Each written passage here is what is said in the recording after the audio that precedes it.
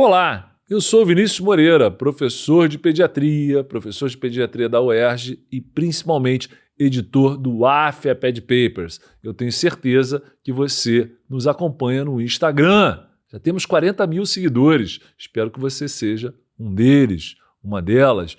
Mas se não, não perca tempo. Vai lá agora no Instagram e passe a nos seguir. AFIA Ped Papers. Todo dia, todo santo dia, stories com dicas de pediatria, além dos reels, etc., com bastante informação pediátrica. Perfeitamente. E você está aqui também no nosso videocast, onde hoje falaremos sobre um assunto fundamental em pediatria, as imunizações. Então faremos, através de um sistema de perguntas e respostas, um bate-papo sobre vacinas. Tá na dúvida? Ficou na dúvida sobre algo que falamos aqui? Coloca lá no nosso chat no YouTube que a gente vai te responder. Beleza? Então, vem com a gente.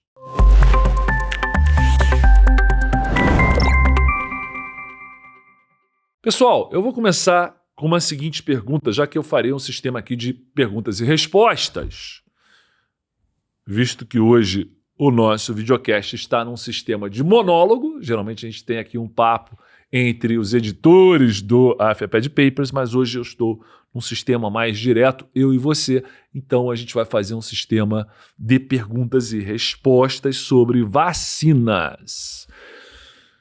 Vou começar pelo seguinte. Quais são os tipos de vacinas e suas classificações? A classificação das vacinas é ponto pacífico para definir, por exemplo, quem pode e quem não pode tomar aquela vacina. Sim, porque a gente tem as vacinas atenuadas. As vacinas atenuadas são com elemento infeccioso, agente infeccioso, com a sua potência infecciosa atenuada, diminuída. Isso não quer dizer que ele seja incapaz de provocar infecção. Então, para começo de conversa, vacinas atenuadas não devem ser feitas em pacientes imunodeprimidos, em gestantes. Então aí a gente já aprendeu um detalhe. Quando eu falo que uma vacina é atenuada e pergunto quem não pode tomar, a gente já sabe. Imunodeprimido não pode tomar. A gente já sabe que uma gestante não pode tomar. A gente tem as vacinas inativadas. Essas não têm risco de provocar doença. Porém, num paciente que esteja em uso de corticoterapia, por exemplo, em doses altas, provavelmente, pelo ataque ao sistema imune pelo corticoide, a chance de resposta é menor, mas pelo menos não há risco de doença. A gente tem as vacinas recombinantes, produzidas através de engenharia genética, como, por exemplo, a vacina contra o vírus da hepatite B. A gente tem as vacinas conjugadas e as combinadas. Qual a diferença? Conjugada, a vacina contra pneumococo, a vacina contra o hemófilos, a vacina contra o meningococo. Utilizam partículas polissacarídicas das cápsulas das bactérias. Porém, essas cápsulas polissacarídicas não são capazes de induzir uma resposta imune prolongada, duradoura, acima de 3 meses, em lactentes. Então, para estes, a vacina seria muito pouco útil. E aí se identificou que, ao conjugar esse componente polissacarídico da vacina com o componente proteico, como a gente faz, por exemplo, na vacina contra o pneumococo, a resposta imune duradoura é obtida. Então, tem vacinas conjugadas de vacinas polissacarídicas com componentes proteicos. E o que é a vacina combinada? É eu, numa única injeção, unir vários agentes vacinais. Quanto mais, melhor. Contanto que um não atrapalhe na imunogenicidade do outro. Contanto que a soma desses agentes vacinais não multiplique efeitos adversos. Então, através de estudos, foi possível unir sem dolo, sem problema, vacinas como a vacina contra a difteria, o tétano e a coqueluche, na famosa DPT, tríplice bacteriana, que associada à vacina contra o hemófilos, esses 3 mais hemófilos, criou a vacina tetravalente, que associada à antihepatite B, criou a vacina pentavalente. Existe a tríplice viral, sarampo, cachumba, rubéola, que associada à varicela vira tetraviral e por aí vai. Então a gente tem aí as classificações. Muito bem. Classificação e exemplos já demos, né? Exemplos de vacinas atenuadas. A gente deu exemplos de vacinas atenuadas. Vamos reforçar.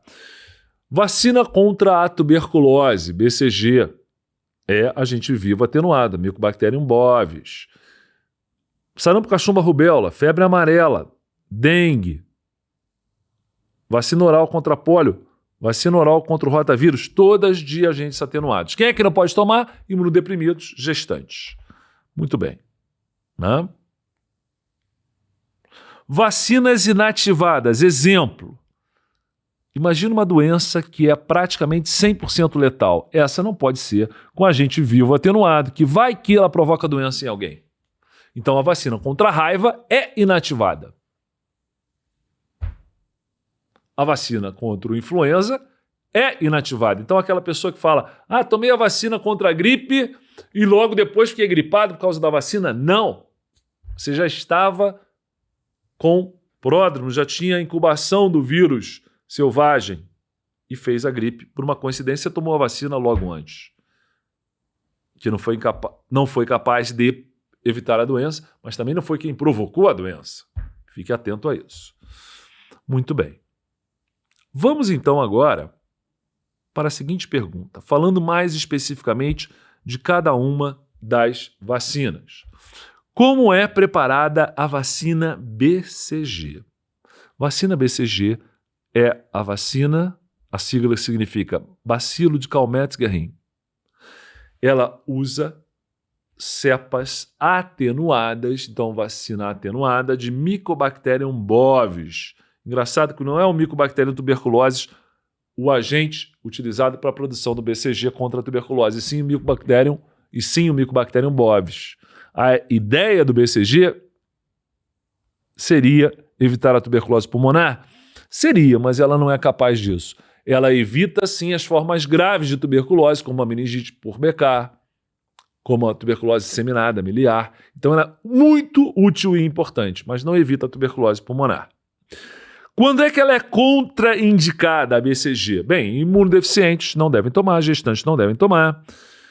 Se bem que a vacina atualmente é feita só até os 5 anos aqui no Brasil, então nem pensar em gestante, mas imunodeficientes não devem tomar.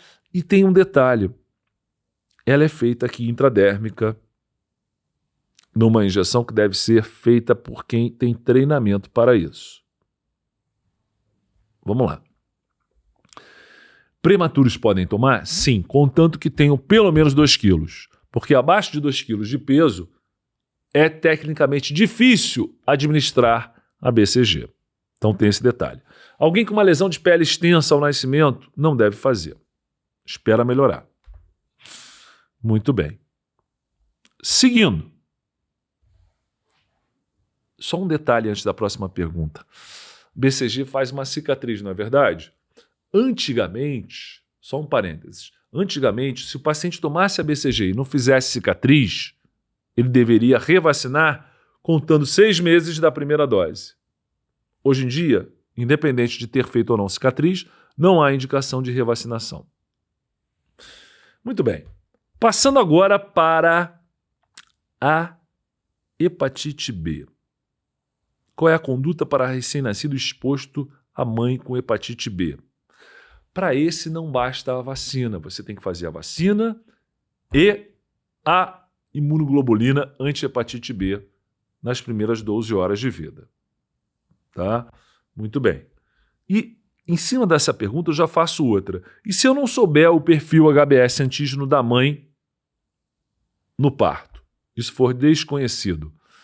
Será que essa gestante que não fez o pré-natal ou não fez o exame para hepatite B tem uma hepatite B crônica que pode ser transmitida para o seu recém-nascido? Uma transmissão vertical? Na dúvida, eu faço a vacina contra a hepatite B e colho o HBS antígeno da mãe. Eu tenho até o 7º dia para, em sendo positivo, fazer a imunoglobulina específica contra o vírus da hepatite B para o recém-nascido. Mas se eu já souber de antemão, já faço logo no primeiro dia, nas primeiras horas de vida, tanto a vacina como a imunoglobulina. Como é que é a prescrição, o cronograma da administração da vacina contra a hepatite B? Ela é feita ao nascimento e depois ela era feita com 1 mês de idade e com 6 meses de idade. Sendo que para prematuros, a gente muitas vezes partia para uma 4ª dose. Muito bem, atualmente, no esquema atual, todo mundo toma 4 doses, então esqueça a questão do prematuro.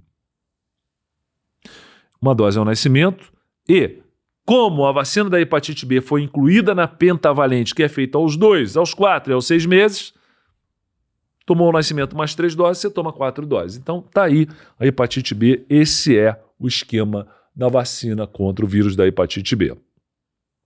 Muito bem. Reforçando as questões da pentavalente. Quais são as vacinas incluídas na pentavalente? Uma delas já falei agora, hepatite B. A outra, vacina anti-hemófilos. A outra, o conjunto difteria, coqueluche e pertussis. Então são 5 doenças contra as quais a gente vai levar proteção, né? Em relação às quais o paciente estará protegido: difteria, tétano, coqueluche, que é o pertussis, hemófilos e hepatite B. Tá? Essas são as incluídas na pentavalente. E aí, considerando que dentro da pentavalente, a DPT, a difteria, tétano e pertussis, que também pode ser aplicada separadamente, principalmente nas doses de reforço. Então, tenho lá a pentavalente com 2, 4 e 6 meses. Com 15 meses, um reforço da DPT. Tiro hemófilos, tiro hepatite B. Com 15 meses, DPT. Com 4 anos, mais um reforço da DPT. Depois, a cada 10 anos, a DT. Tiro a pertussis. Mas a vacina, seja a DPT especificamente ou a pentavalente que engloba a DPT, tem eventos adversos associados ao componente pertussis. Quais são os eventos adversos associados à vacina DPT? Considerando que eu estou falando basicamente da reação ao componente pertussis. Pode haver uma reação local, pode haver febre, pode haver choro inconsolável, pode haver crises convulsivas, pode haver uma síndrome hipotônica hiporresponsiva, que é um equivalente convulsivo, pode haver encefalopatia, e para cada uma dessas complicações haverá condutas diferentes. Como é que vai ser? Então vamos lá. O paciente fez um evento adverso ADPT que foi febre ou choro inconsolável. Só um detalhe, o que é um choro inconsolável? Para um pai ou uma mãe, um choro que dure 3 segundos é inconsolável. Para fins de definição de conduta em relação à vacinação, um choro inconsolável é aquele que dure 3 horas ininterruptas. Coisa pra caramba, 180 minutos. É muita coisa. Milhares de segundos, então é brabo. É brabo mesmo. Então, choro inconsolável e febre, pelo Ministério da Saúde, é recomendável que na próxima dose que for fazer, seja da pentavalente, seja da DTP pura, faça-se 1 hora antes e depois a cada 6 horas, mas principalmente 1 hora antes, um analgésico ou antitérmico, uma dipirona, um paracetamol, algo assim. Um ibuprofeno, se preferirem, mas eu gosto mesmo da dipirona. Perfeito. Se a criança tiver crises convulsivas ou uma síndrome hipotônica hiporresponsiva nos primeiros dias pós-vacinação, na próxima dose da DTP ou da pentavalente, a gente vai fazer o componente pertussis acelular. Então não é mais a bordetela inteira.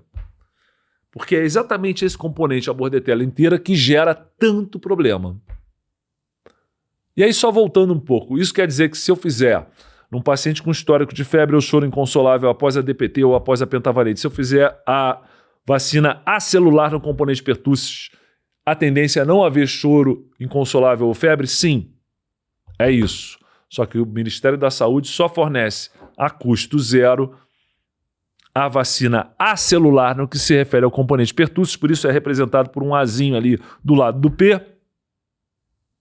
Só fornece essa vacina para situações como crises convulsivas evidentes ou síndrome hipotônico por responsiva, que é um equivalente convulsivo pós-vacinação, DPT ou pentavalente.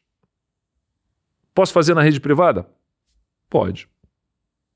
Mas o CRI, o Centro de Referência de Imunobiológicos Especiais, só vai fornecer a vacina a custo zero para um histórico de crises convulsivas ou síndrome hipotônico hiporresponsiva. E ainda há encefalopatia.